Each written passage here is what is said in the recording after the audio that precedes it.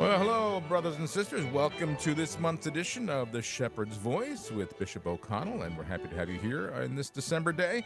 And I'll turn it over to the host of the program, the Bishop of Trenton, Bishop David M. O'Connell. Hello, Bishop. Hello, Jim. Hello, everyone. Good to be with you today. Happy December. Yeah, how Advent. was Thanksgiving? Good. How about you? You cook on Thanksgiving, don't you? Yeah, I did. I cooked. How about you? Did you go? We go to my out? sister's house. I Oh, bring lucky I you. bring a side. I bring a side. I had a couple of guys over, a couple of the priests, of course, Father Jean, who lives with me, my secretary, and Mhm. Father Curley, who's the priest at St. Paul's, and Father Jason, who's the pastor of St. David's, who Mhm. used to live with me, was my secretary before, Mhm. and my brother Dan, who is an associate superintendent of schools who works in the diocese. So we had a good time. I You here- cook it all? You take care of all the yeah, entire I do. meal? Wow. It's a traditional Mhm. meal. I use my mother's recipe for things. Don't we all? Yeah, Right. I know my brother Dan loves my mother's stuffing, Mhm. bread stuffing. So Mhm. he looks forward to that every year, and I always Mhm. make him a care package to take home. Now, did she write it out for you? You had a No, because I you used to make it with her. oh, you made it. Okay. I observed my mom. I was kind of a mother's boy. I Mhm. was with my mother a lot in the Mhm. kitchen and kind of learned a lot from her. Yeah. So usually Wednesday afternoon, I'll fry up the onions and Mhm. celery and get the thing going. That And sounds similar to my mom's. yeah, I it's the and pretty once you start frying up the celery and the onions, it's all of a sudden smell like your mother's house, it does. right? All It of a does. sudden. Brings back the memory. Yes. I always say that's our connection because Yeah. my mother loved Thanksgiving so Mhm. much. Mhm. It amazes me. I just making it for a small group. Of course, when growing up, we had the wider family Mm. there and grandparents and so on. I just can't believe how much work my mother did by herself Right. to prepare it for Thanksgiving for Yeah. us. She was amazing. Yeah. I just make a turkey breast because I Mhm. don't have that many, and Mhm. enough for some leftovers. Right. And this year I made ham too. So Mhm. we had ham and so on, mashed potatoes, the usual, big Good. salad, asparagus. Mhm.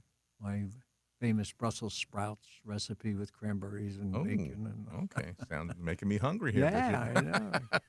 Great, but it was a Good. nice day, and then my secretary and Father Curley are both from Haiti, Mhm. and so they went over to Monsignor Appledite's house. Monsignor frequently hosts the international priests who were seminarians I and see. stayed there in that parish. Uh-huh. So they went over there and joined them for a little while, and Father Jason and I had a cigar and we watched TV. And Mhm. my brother, he stays for a little while, then he headed back home. So it's just a great, Good. good Good. time, Yeah. nice time. All right. And late this year, Thanksgiving was late, so Yeah, not yeah. much. Not much. Well, there is 3.5 weeks between Christmas and Easter and Thanksgiving, but not Christmas not that that long. far away, No, and no, it's going to come be here before we know it. exactly. Here and Exactly. gone. Yeah. Yeah. This year, the Solemnity of the Immaculate Conception uh, is a holy day of obligation. It's usually celebrated on December the 8th. We know Mhm. that. This year, December the 8th falls on the second Sunday of Advent. Right. And in the liturgical calendar, Advent trumps any other feast. Right. So the feast is transferred to Monday. And there's been some confusion because for the last 30 years, when that has happened, Right. it wasn't a day of obligation. It was a Monday or Saturday, right? It's Monday or Yeah. Saturday, Right. Mhm. whichever way it went. Mhm. So it wasn't a day of obligation. It was still a holy day. Mhm. Still a holy day, but it wasn't an obligation day. And obviously the decision was, well, because people are obliged to go on Sunday, and then they won't go on Monday, Yeah. or they won't go. I don't know how true that is. Right. You know, of course, For centuries, yeah, it wasn't an issue. we didn't bring this up, but then when when they started moving the holy days around and making changes, Mhm. I think it yielded some confusion. Anyway, we thought the matter was settled. And one of the U.S. bishops decided on his own to write to Rome to ask if we were interpreting the canon law Mm. regarding this correctly. And of course, when you ask a question like that to the Holy See, you know they're going to answer, no, you're doing it wrong. So they wrote back, and the Mhm. bishop posted the answer on the bishop's website. Okay. And so all of us saw that and say, well, I guess it's been changed. So I know here in New Jersey, all the bishops in New Jersey sent out a notice immediately to the Yes. parish Uh-huh. that it was a holy day and it was an obligation. So that's Monday. And we know that people work, people have other obligations that are going to be problematic, Mhm. So anyway, there's a lot of confusion. But wouldn't there have already been masses scheduled for, as if it were a holy day or not a holy day, one way Yeah. or the other? Well, the masses are going to be there. It's just the obligation is the issue. Right, but I mean, on holy days, a lot of parishes will have a noon mass, and they wouldn't normally have a noon mass. And I know. Yeah. I Well, mean, they do it here. This mass schedule has been Yeah, changed in yeah, a lot of the parishes. yeah. Regardless of the obligation, they still provide it because people still go to mass Mhm. because it's a holy day. Well, not across the river. Yeah, so It's not in Philadelphia. it's not a holy We were day. notified by the Archbishop that we are not obligated to go to mass on. Well, Monday. again, and this came up at the bishops' conference meeting in our regional meeting. Mhm.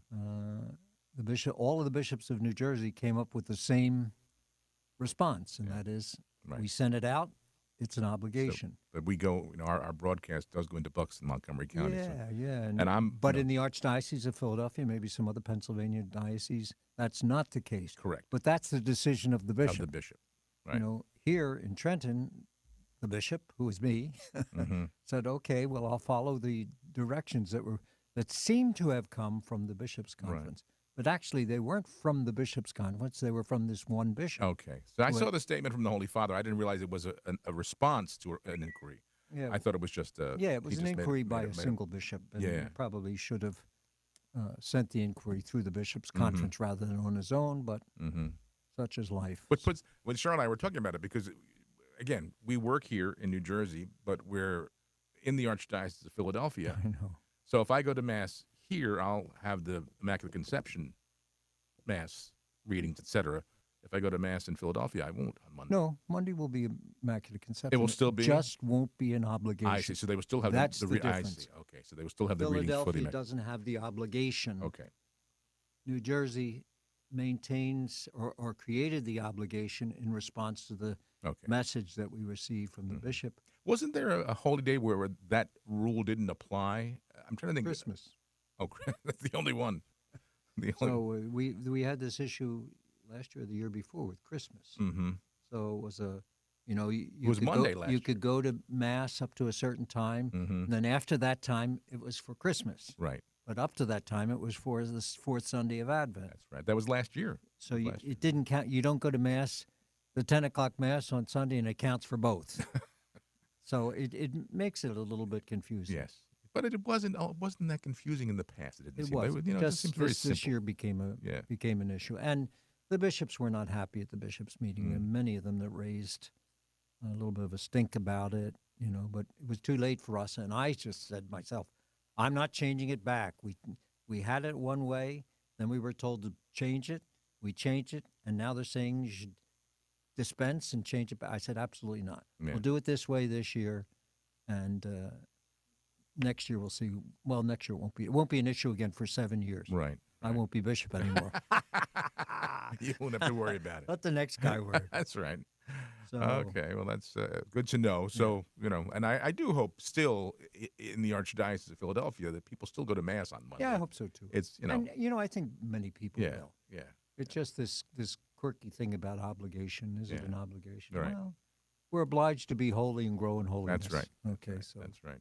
go to mass. That's right. Very good. Very good. If you can't go on Monday, go after 4 p.m. on Sunday if your parish has it, or if not, in the evening. Well, there probably are some parishes that have normally 5 o'clock masses on Sunday, or I know one in particular that does. So that would not be the vigil for Oh.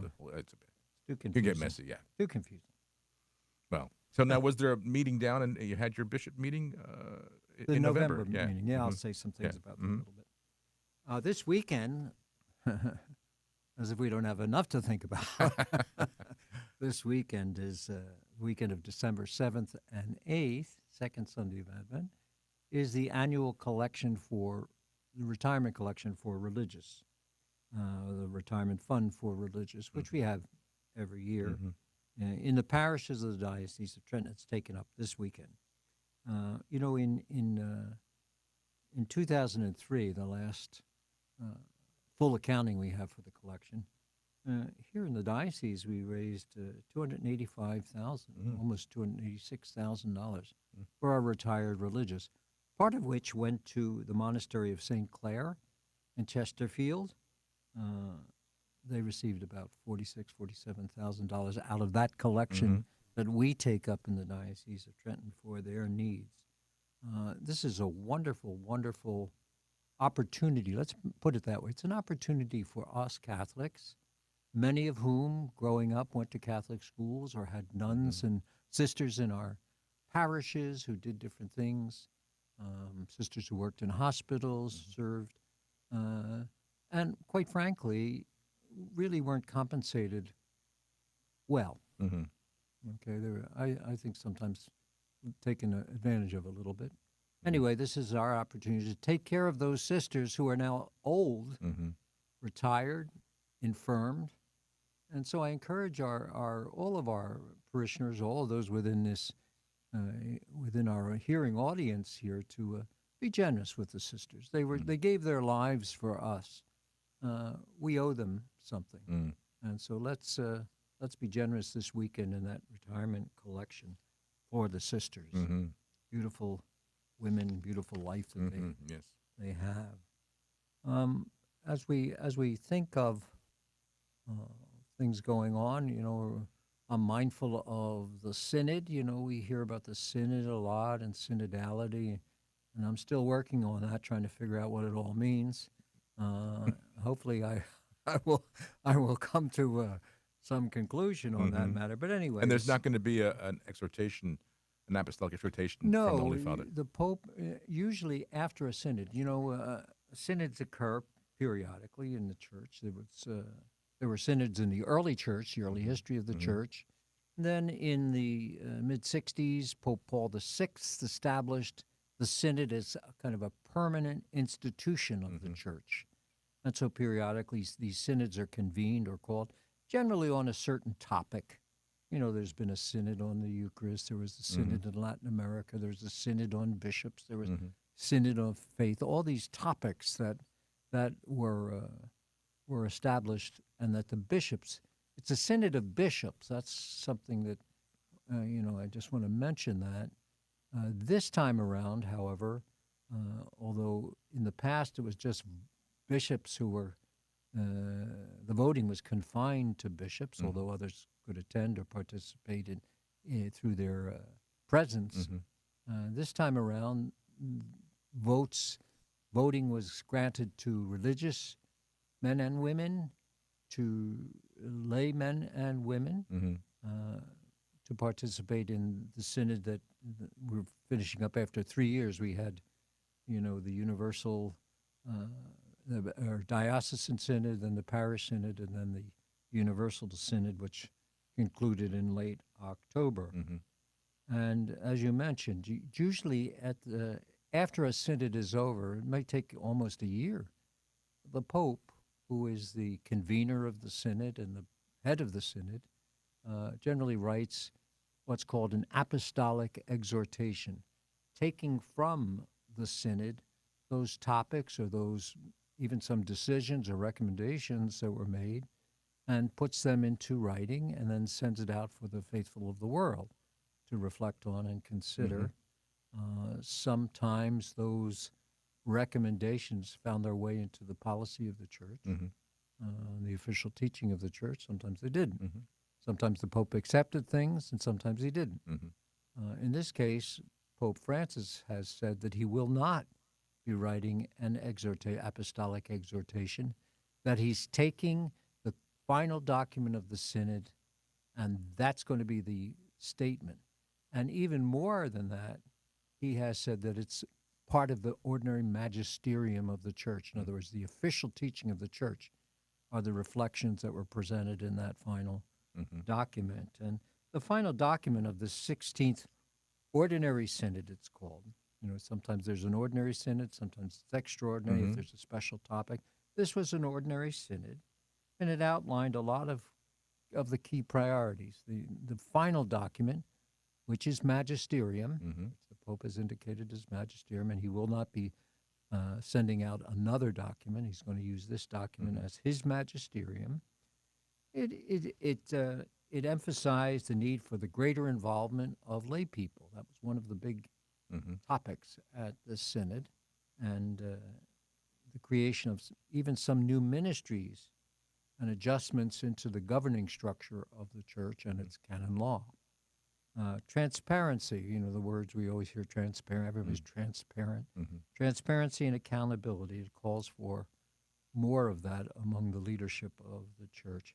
Inclusivity, I almost tremble when I hear that word because it means so many different things to Right. so many different people. But in the sense of the synod's intention was to create space for groups maybe that were considered marginalized and not listened to. And remember, synodality, it's listening. That was the big emphasis. Mm-hmm. And so the document asks that churches, local churches, particular churches, dioceses, and so forth, pay attention to including people in their discussion and deliberation as they implement what the synod asks for. And that's left up to the local church, Mm-hmm. the diocesan church. So we'll look through it and take some of the things that are recommended or required, and put them into practice in the dioceses. And it may take a year or more to do that, but there are many things that the synod called for that are already being done. Mm-hmm. They may not be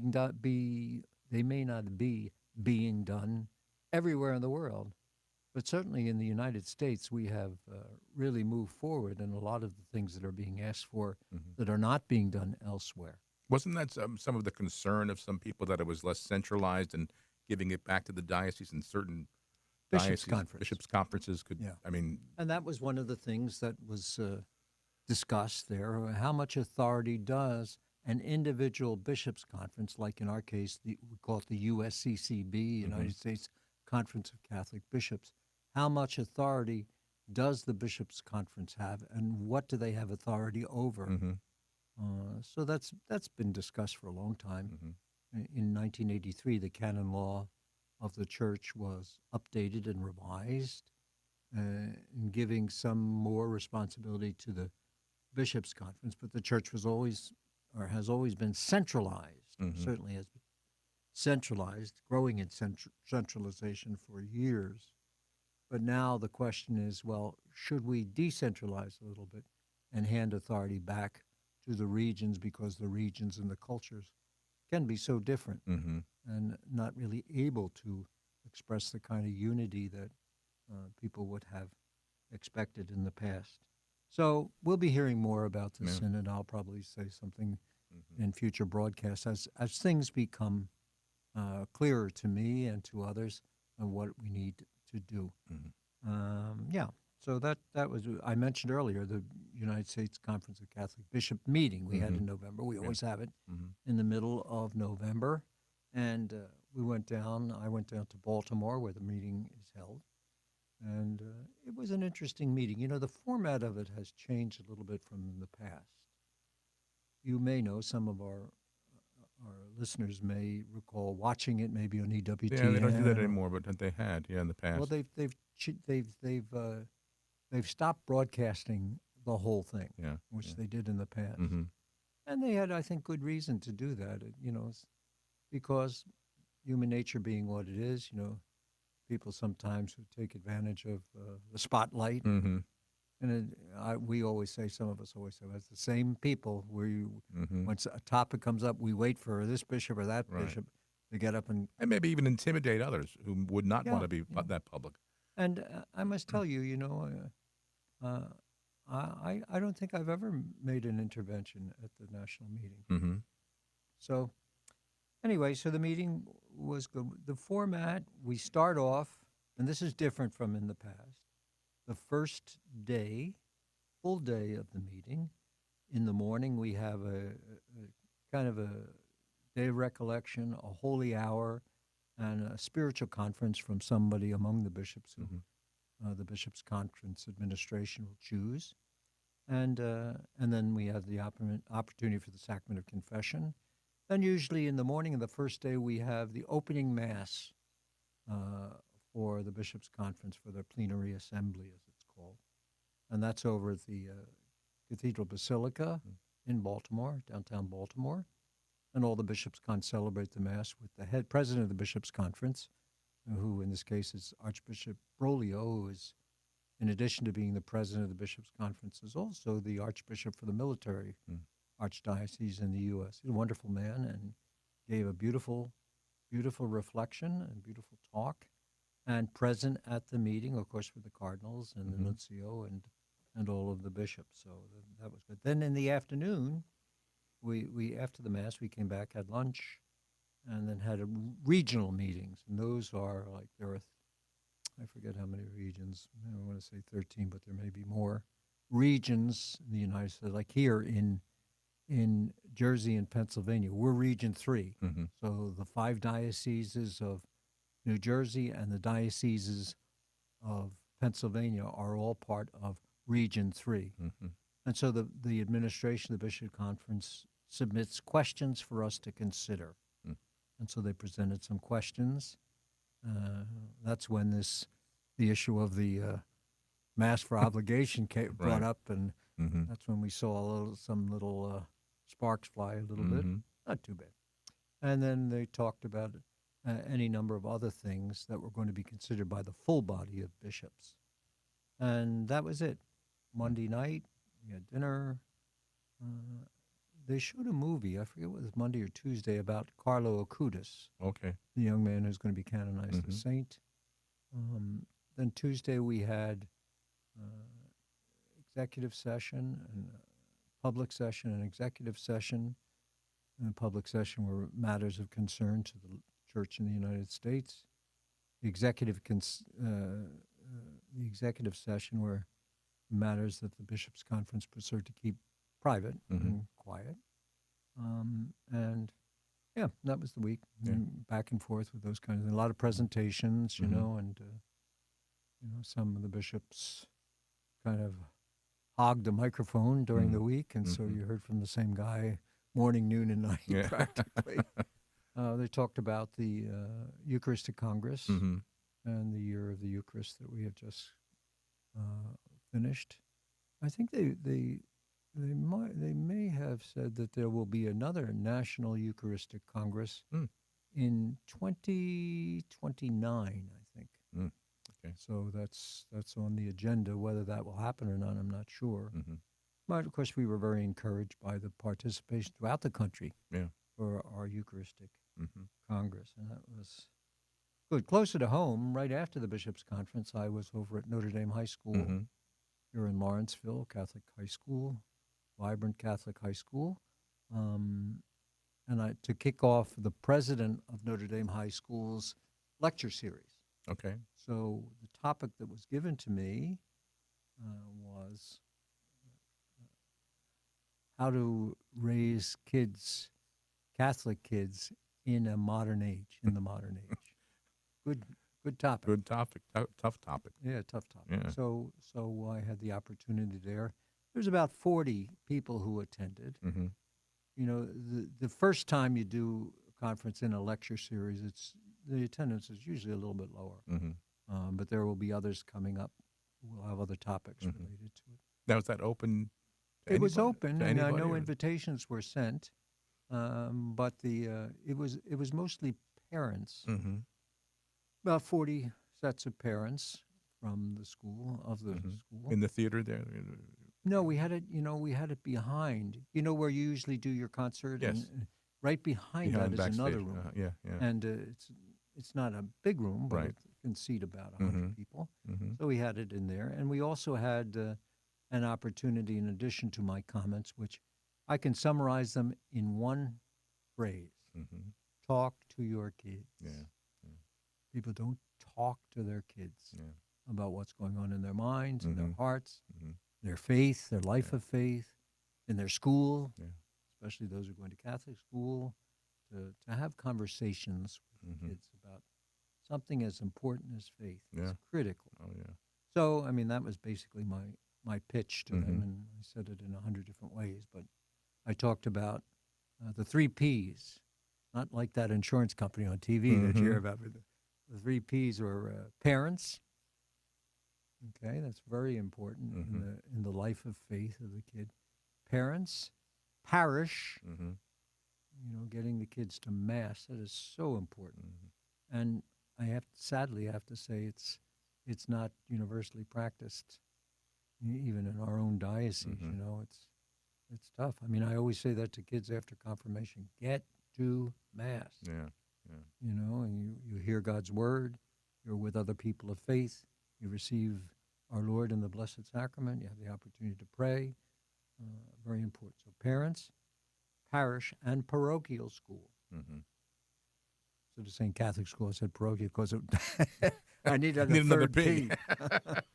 So we're a parochial school. Yeah. And I talked about the importance of religious education Mhm. and so on. So it was a good session. Then we had a teacher from a scholar really from the Witherspoon Institute who served kind of as the MC for the Mhm. evening, Mhm. and then she had questions she prepared, and then she threw the questions out, and I tried to respond as best I could, and then I turned it over to the audience to ask if some of the audience had some questions. So it was a good Yeah. good evening. And you wonder, Bishop, and how do you reach the people? I'm sure all the people who attended were wonderful people, but there are so many people that need to hear that message that aren't hearing it. Parents Yeah. about their children, about their responsibility in making sure their children are raised in the faith. They made that vow at their wedding, Yeah. right? I mean, They made the vow, and again at their baptism of their mhm. child. Yes. They freely came to the church, presented the child for baptism, and the deacon or priest will say to them at that sacrament, Mhm. this is. It's not just a nice thing, as some people look at christening almost like it's a social event. Right, right. But this is a sacrament, one of Mhm. the 7 sacraments instituted by Christ. What is it that you ask of the church? And the parents respond, baptism. And then the priest or deacon will explain what that means, and basically raising the child as a Catholic Right. in the Catholic Church. Mhm. And whether or not that happens is, it's You something don't want to that start. You don't want to be old school, but you have to let them know that there are consequences to that. If absolutely. and you don't want to frighten them away or but it's a reality. There's a consequence. There's nothing wrong with being old school Yeah. when it comes to the sacraments. Right. Hmm. The sacraments and Christ, they don't change. Yeah. Yeah. The format, the words may change a little bit, but what the sacraments are and what they mean and the consequences, as you say, that doesn't change. Right. And so bringing the kids up in the faith, not everybody goes to Catholic school. Not everybody can go to a Catholic Right. school for Mhm. some reason. Hmm. Some of the kids are homeschooled. I talk to parents all the time who are homeschooling their kids, Hmm. and they make sure that they get good lessons of faith and Yeah. their religion. It's just very, very important. But people But maybe they no, go through. They as you say, they bring their child for baptism. They put them through sacramental programs all the way through confirmation. Why are you doing that if you have no intent after confirmation to continue the practice of the well, faith? it's a question I raise at the confirmation ceremony. We have 97 parishes. Most of them have confirmation every year, not Mm. all. But in the I do about a third of those confirmations. Mhm. And then the other vicars help me because it's just so many, and it's all you would do all Mhm. the time is just ride around and go giving confirmation. Yeah. But I delegate to them. Actually, canon law permits that, so I delegate that to help me, to assist me in those Mhm. things. But I've said at confirmation ceremonies, the studies have been done. And say, for example, I have a confirmation on Tuesday night, usually 4 and 6 Mhm. o'clock, or 2 and 4, whatever times it is, usually 2 confirmations per parish. And I will say, the studies have been done, and those who receive confirmation, say on a Tuesday, 95% of those kids do not show up for Mass the following Sunday. Mm. I can't fathom that. No. No. And I've said that at confirmation. I said, what are we doing all this for? Right. You know, of course, we have the party, we have the limousines, we have all of that Yeah, other stuff yeah, that yeah. the nice things that people do, but they don't go to mass the following Right, Sunday. right. You know, I just don't get it. And you know, I said to the parents, I said, you know, I hear confessions around, and sometimes in the schools, and this is not betraying anybody's confidence. But when I speak to the kids and they tell me their confession, and I'll say to them, "Did you go to mass last Sunday?" And they'll say, "Oh no." They have no concept that attending mass is a requirement Mm-hmm. for a Catholic. Mm-hmm. And I'll say, "Well, why didn't you go?" Parents didn't take, Yeah, yeah, you know, and that's just the fact. yeah. So I mean, I'm not making that up. That's what I No, hear. no. And you know, I don't know when it changed, but when I was growing up in the early '60s, my dad taught catechism to public school kids, Hmm. but he taught high school level. It was after confirmation they continued the catechism teaching. I mean, the kids had to come for catechism Sure, sure, after confirmation. They had to keep coming. sure. Well, I mean, that's still the expectation that Right. they would keep coming for the Yeah. CCD class, as we used to call Yeah. it, Right. religious education. Yeah. But many times they don't. And you know, I say this at confirmation all the time. It's confirmation is not the end of religion. Mm-hmm. It's not. And some people think graduation from religion is a confirmation, and Mm-hmm. it's not. There's more. Right. There's always more to learn and more to Right. But as I said, the onus is on the parents. I mean, the parents really have the obligation to make sure obligation is that right. that and, continues. and people don't like obligations. Mm-hmm. And you know, there's a million things that come up. Oh, well, sports practice on Sunday, which you know, Yeah. especially in the Catholic League, it just bothers me so much that we schedule these things in the mornings Mm. on Sunday. Yeah. It's like talking to the wall sometimes, Yeah. trying to get people to change that. Mm-hmm. But I will say to them, well, that's why we have Mass on Saturday evening. Right. Get them to Mass on Saturday evening. Yeah. Or if some parishes have Mass on Sunday evening, but make sure they get to church. Yeah. It's important. Mm-hmm. Well, you know, I go on and on about this, but it's a critically important thing. You know, when I was president at Catholic U, I would meet parents who would say to me at times, you know, I just don't understand it, Father. I brought my kids up in the faith, and we sacrificed so they could go to Catholic school, and we made sure they get to church, and they come away to college and they don't go anymore. Yeah. Sadly, that's what college does to a lot of kids. And and the funny thing is that people blame it on the college. Mm-hmm. And I'll say to them, you know, it's not the college's fault that they don't get out of bed on Sunday. Not the college's fault. The college's offers mass. Mass is there. It's in the Mm-hmm. chapel. Yeah. Yeah. I said, why aren't they getting a? They just don't have the motivation. It just didn't stay with them. And they'll say, well, what should we do? I said, well, don't haunt them. Right. Just give them the continued good example that you give, and encourage them. Yeah. But you're never going to do any of that if you Yeah. don't talk to your kids. Right. Right. And that's the key. That's the Yeah. key. Yep.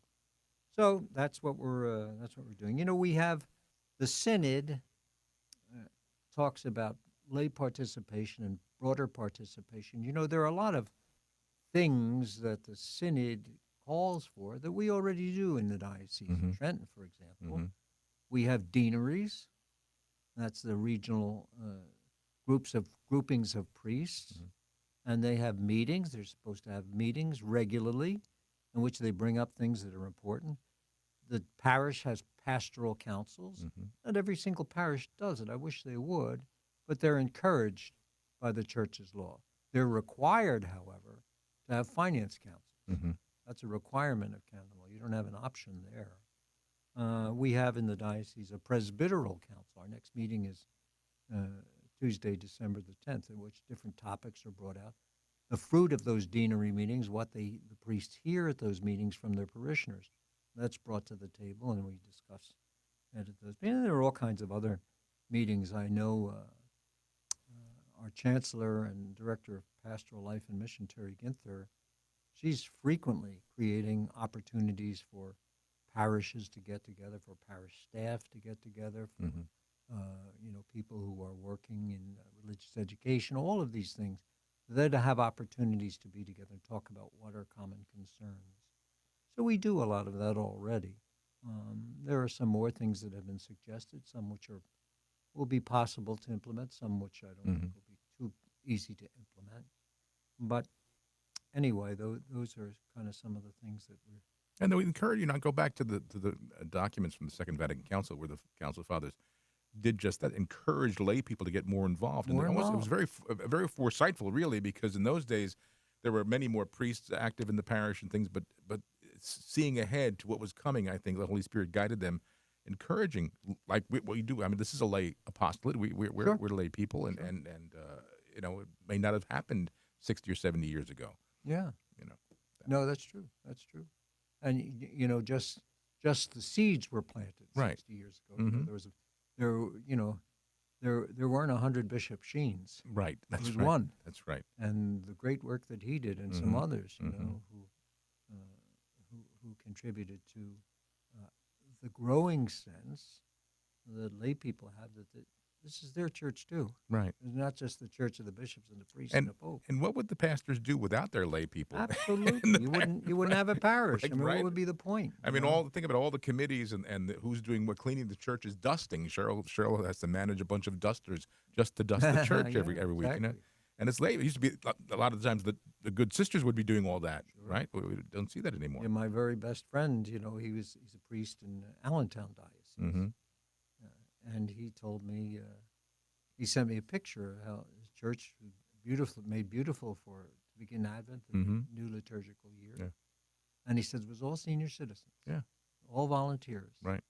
Beautiful, Yeah. beautiful work that they do. We depend on the lay people, and for more than just cleaning or throwing a couple bucks in the collection box.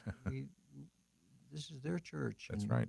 How can we best serve them? How can we encourage them? What is it that they need? Mhm. That's important for Yeah. us. So people sometimes get afraid when they hear that, giving more power to the lay people. But we're not going to be celebrating Mass. What's power? What does that mean? Right. Power. What does Yeah, that mean? exactly. But you open your mouth and you say what's on your mind. yeah, There's yeah, right. nothing wrong with that. It's Exactly. very, very important. Exactly. Now, of course, you get sometimes some yahoos come in and they think they can run everything and take everything over, and that's not the point. Mm-hmm. The church is a structure, and the structure is a pastor and a priest and the staff and the parishioners whom they serve, and that's the key word. Mhm. Our job is to serve. Yeah. We serve them with the gospel. We serve them with the sacraments. We serve them with holy hours. We do all of those things for our parishioners and their spiritual Mhm. growth. In addition to those other organizations and groupings, the bishops of each region have a Catholic conference, and we do in New Jersey.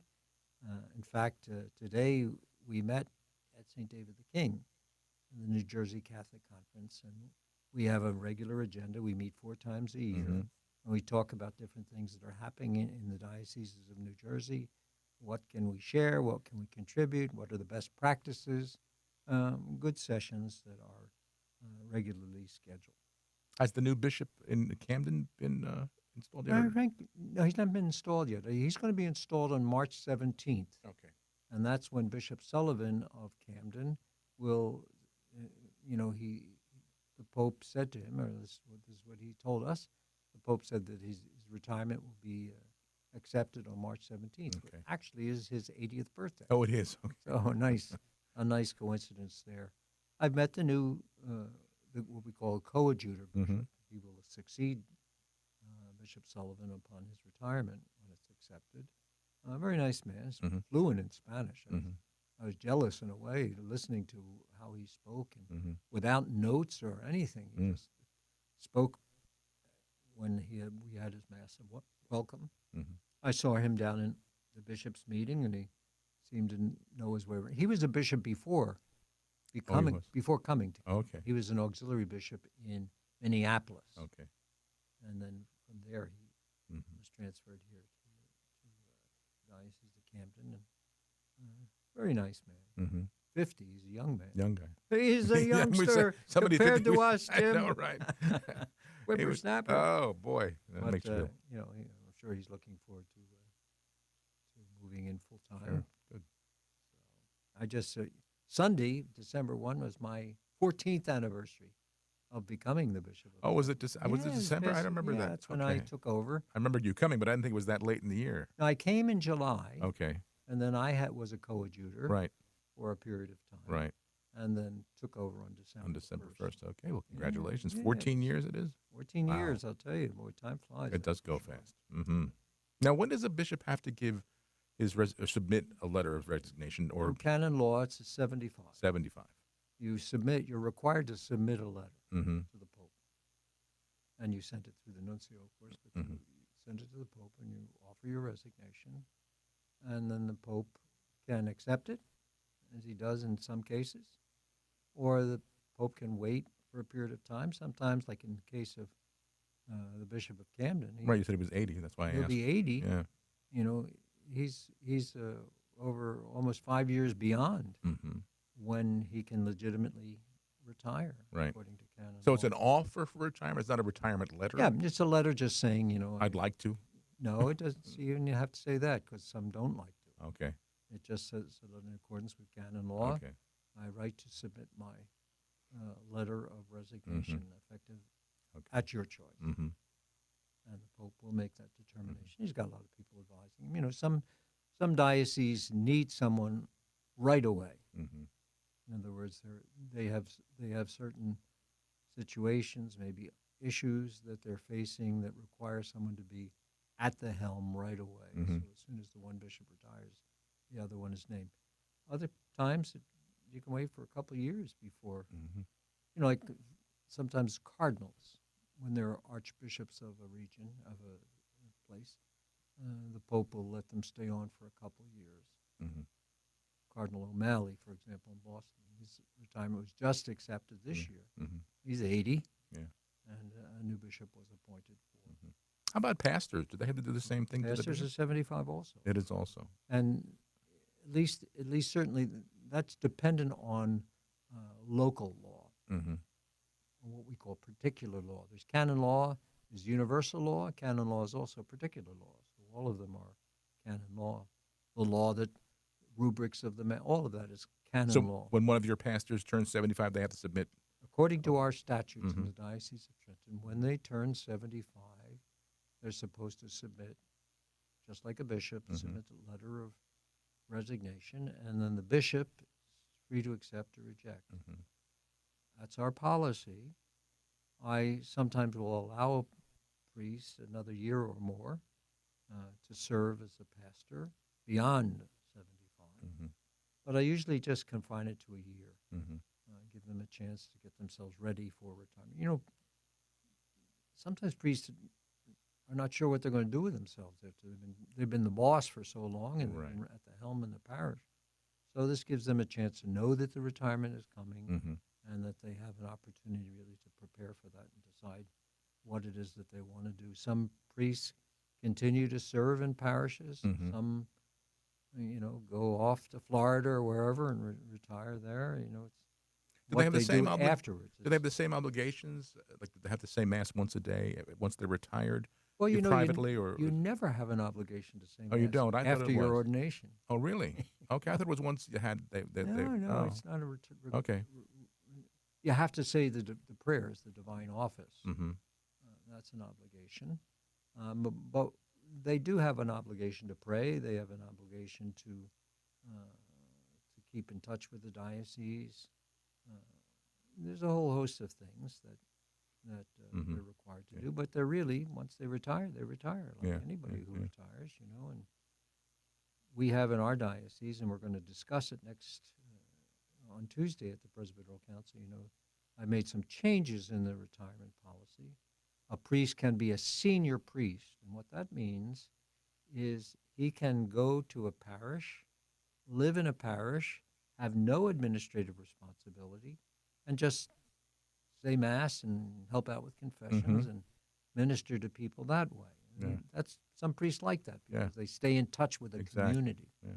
Usually, And their vocation. yeah. I mean, we had a priest at when we were at Queen of the Universe in Levittown, a retired priest, and that's exactly what he did. He said mass, he heard confessions. He was Sure. like the little sexton too. He'd set up the altar for mass and Yeah. things. But he Kept- loved doesn't it. have to worry about Right. the roof caving in or the Right, boilers exactly. having to be replaced. Exactly. He doesn't have any of those administrative responsibilities. Right. He just has the spiritual responsibilities that for which he was ordained, Yes. really, Mhm. in a way. Mm-hmm. So that we call that senior priest, and we have one or two of them in the diocese. It's not it's not a common occurrence, but it's there. It's Mhm. available to the priest. Mm-hmm. And the priest could just retire. Yeah. So we have two retirement villas in the diocese, Yes. one here in Lawrenceville and one in Manasquan, New Jersey, Mm-hmm. at St. Denis Parish. And though the priest can go there, he can live in retirement, lives with other priests, and he can go from that place to help out in parishes wherever he wants. Mm-hmm. And priests are always have that possibility Yeah, of helping out in yeah. parishes. Or he can decide that he wants to go live in his parents' home or, house that they have left to him or Mhm. something like that. So there are a variety of things that a retired priest I'm sure pastors probably welcome retired priests who want to help out. Oh, absolutely. Right. And there's a shortage of active priests, there's a Right. shortage of retired priests. Oh, okay. Yeah. And so, it makes it difficult for younger men to be able to take their retreat, go to confession. They have to have coverage for the Yes, parish, yes. and that's there's a stipend involved and Yeah, all of that. So. yeah.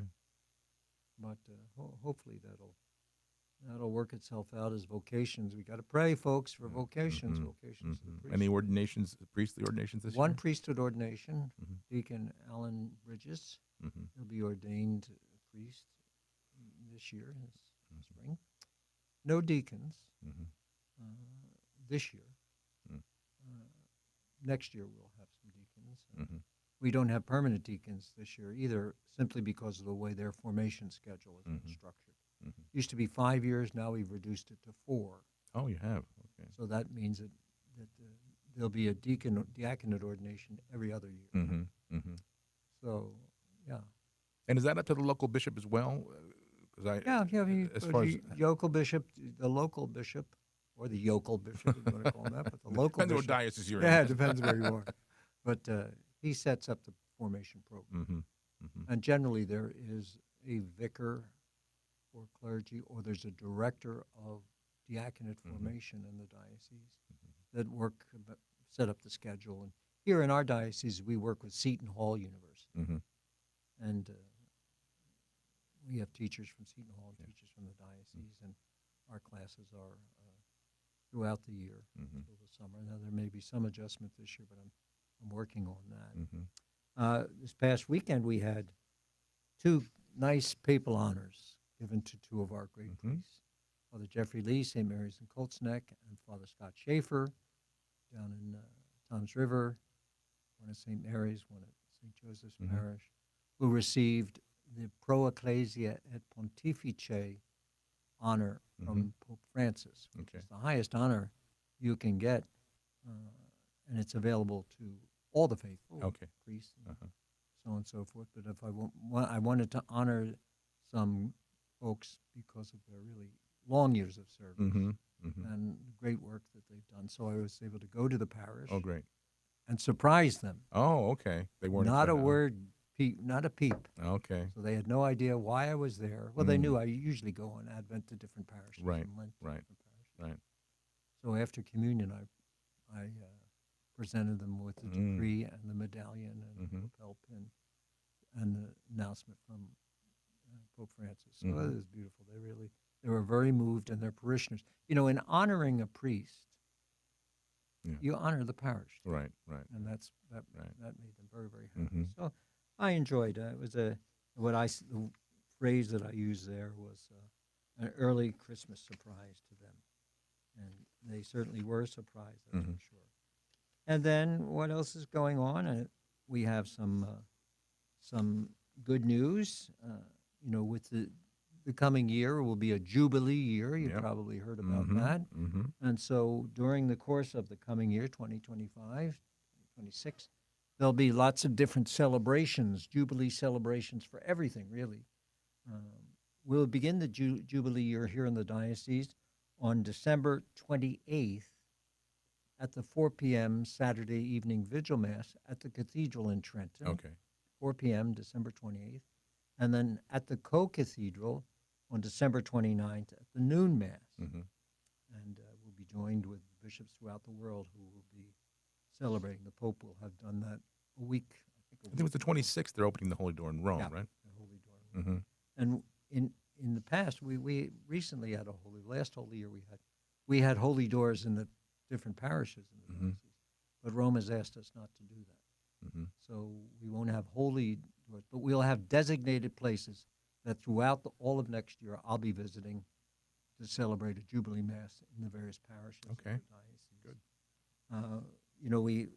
You've probably heard about the Standing for Life Mass. Mm-hmm. We had a pro-life Mass in September. Right. January 24th at the Co-Cathedral at 11 a.m. we will have a Standing for Life Mass in which we encourage everyone to gather and to pray. Mm-hmm. And as the termination of Roe v. Wade, which was the national situation, and every year we sent people down there, invited people to go for the March for Life. Mm-hmm. Now that the emphasis is put back on the states, a lot of the dioceses throughout the country are hosting days for pro-life Mm-hmm. in their diocese, Mhm. and that's what we do. Mm-hmm. It's not that we're not encouraging people to go to Washington, but we're offering this opportunity for those who can't go or for Mhm. some reason would rather Yeah. stay close to home. So that's January 24th.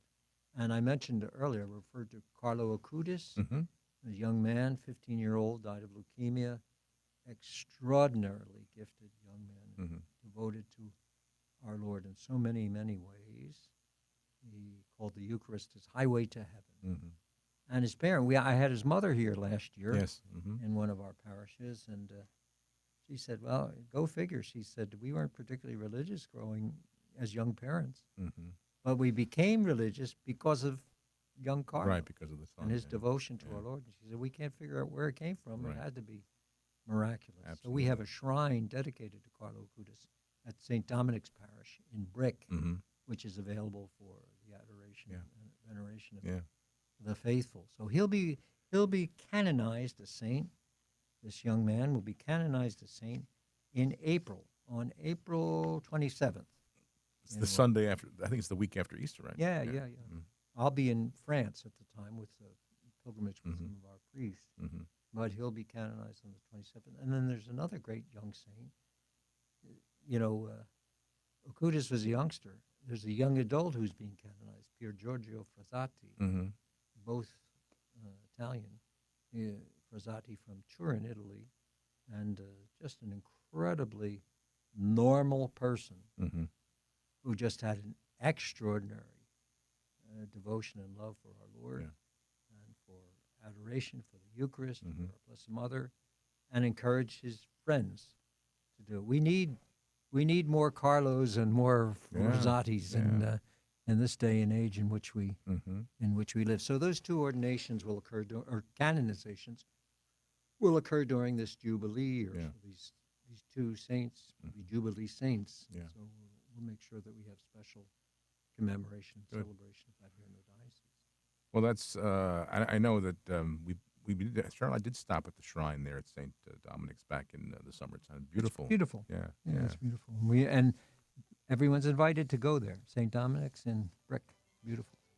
Well, Bishop, I want to thank you as always for stopping by and sharing your thoughts and your good news with the people in the Diocese of Trenton and Great. those beyond the diocese. And beyond. Right? And have a great, blessed, happy, and holy Christmas. You too and everyone. Thank you. I pray so much in these days for the diocese and all. Just encourage the people to remember this is an important work, and it wouldn't be possible without their support. Amen. So make sure you're generous with domestic church media. It's Thank important. you. Amen. Thanks, Bishop. God bless you. We'll talk to you next month.